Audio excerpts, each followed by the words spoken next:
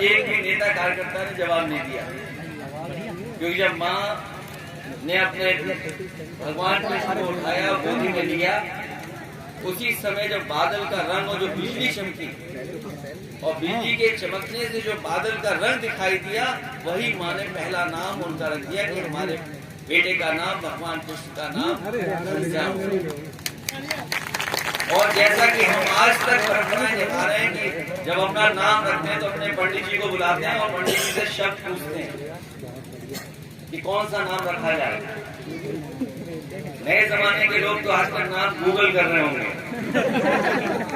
कि ऐसा नाम बताओ जो किसी का नाम ना रखा गया हो, तो अगर गूगल बता देगा तो वही नाम रख दिया जाए।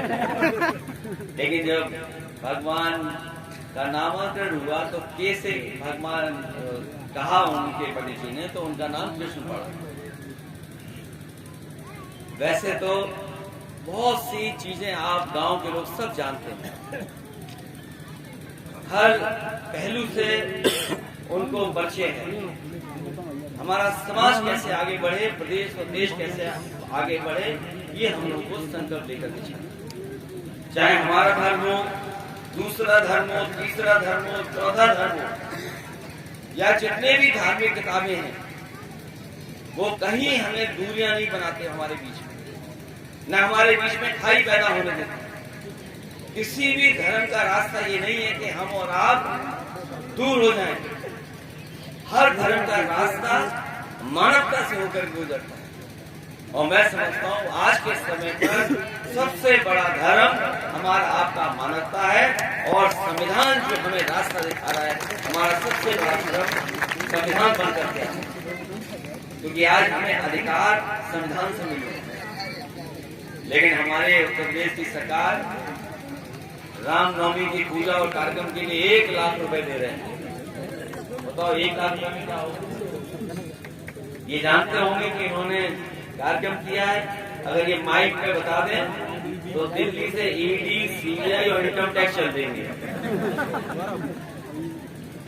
अगर धार्मिक कार्यक्रम की सच्चाई बता दें तो हो सकता है ईडी, सीबीआई, इनकम टैक्स चल दे दिल्ली से।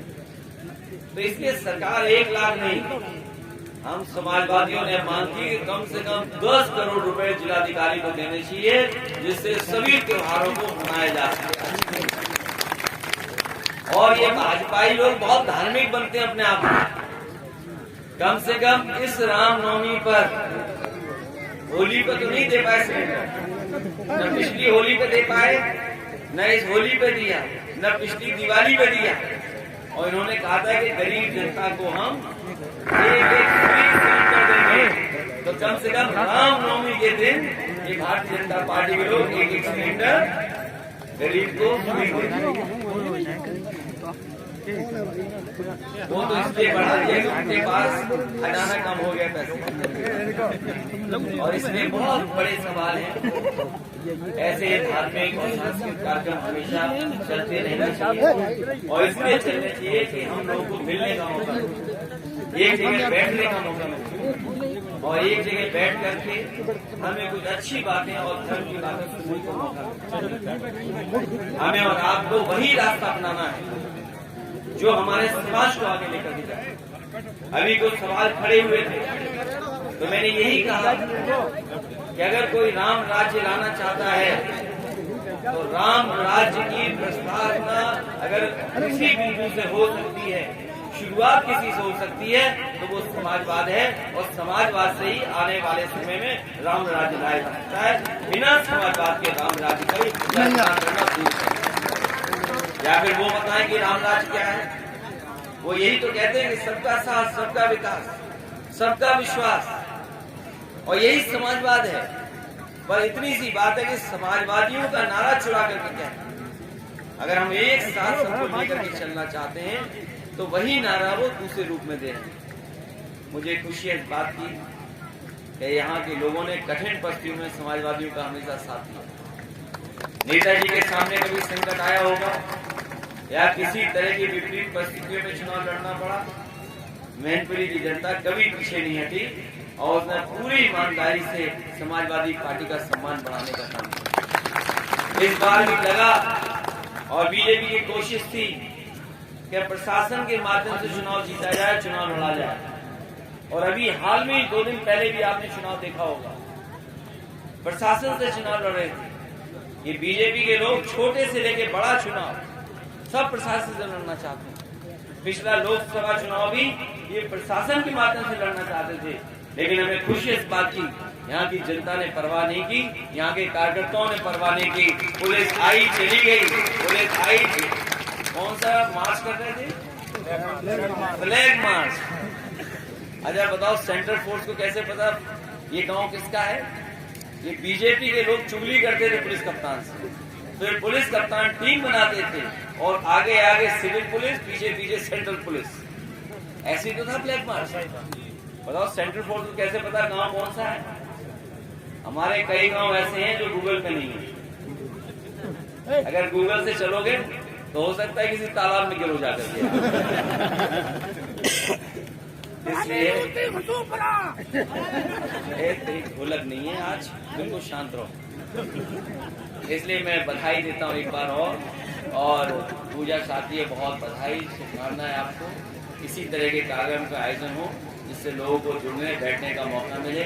हमारा जो रास्ता है वो जोड़ने का रास्ता, साथ लेकर के चलने का रास्ता है, समाजवादियों का प्रेम का रास्ता है। एक दूसरे के बीच में भाई पैदा न हो। और जो सवाल बड़े बड़े हैं बेरोजगारी के, बताओ बीजेपी के लोग कह रहे हैं कि 4% रोजगारी है केवल। इसका मतलब 100 में से 4 ही बेरोजगार हैं। कैसे संभव है बताओ? किसी गांव उठा लो 100% लोग बेरोजगार हैं।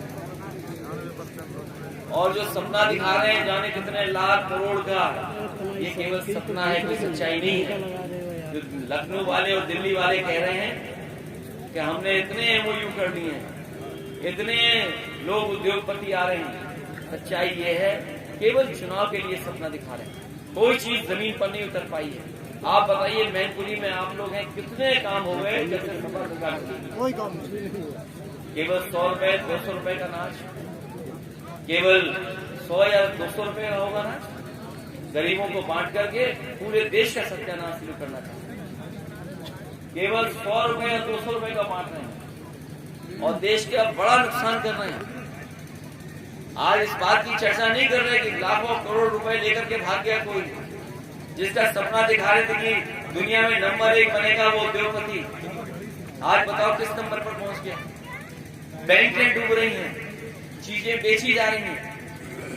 और अब तो ऐसा फैसला ले रहे हैं, हालांकि कुछ लोग कुछ भी कहें, इनके हर फैसला गलत है। इनका हर फैसला उद्योगपतियों के लिए है। इनका हर फैसला ऐसा है कि गरीब के पास लाभ न पहुंचे। इसलिए मुझे उम्मीद है कि आने वाले समय में इसी तरीके से आप सब हम लोग मिलकर के भारतीय जनता पार्टी को हराते रहेंगे। जब कभी वो मैनपुरी याद करेंगे तो वो समझ जाएंगे कि मैनपुरी के लोगों ने कर दिया है और हम लोगों ने कोई मॉडल नहीं बनाया, वो तो आप लोगों ने हमारी मदद कर दी। लेकिन अब वो कह रहे हैं मैनपुरी मॉडल से चुनाव लड़ेंगे। और अगर मैनपुरी मॉडल से चुनाव लड़ेंगे तो मैनपुरी मॉडल से तुम्हें हर लोकसभा में हराने का काम करेंगे। अगर वो 80 जीतना चाहते हैं तो हम समाजवादी लोग उन्हें 80 हराना चाहते हैं। बहुत बहुत धन्यवाद।